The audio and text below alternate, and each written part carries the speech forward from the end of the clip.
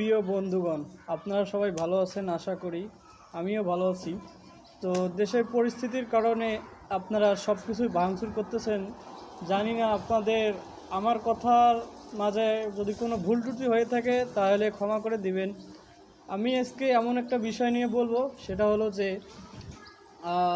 আপনাদের ভালো লাগতে পারে, খারাপও লাগতে পারে। তো বিষয়টা হলো আপনারা যে বঙ্গবন্ধু যে পথটি রয়েছে বা যেখানে বঙ্গবন্ধুর টানেল রয়েছে, বঙ্গবন্ধুর ছবি রয়েছে, তো সব কিছু ভাঙচুর করতেছেন। দেখেন, এই টাকার মাঝে কিন্তু বঙ্গবন্ধুর ছবি রয়েছে, তাহলে টাকাকে ছিঁড়তেছেন না কেন? টাকাতে পুড়ে ফেলাচ্ছে না কেন? এটাও তো বঙ্গবন্ধুর ছবি লাগা আছে নাকি? তাহলে আপনারা হুদাই হুদাই বঙ্গবন্ধুর ছবিটাকে ভাঙতেছেন। ও তো কোনো দোষ করে নেই, ও তো বাংলাদেশকে স্বাধীন করেছে।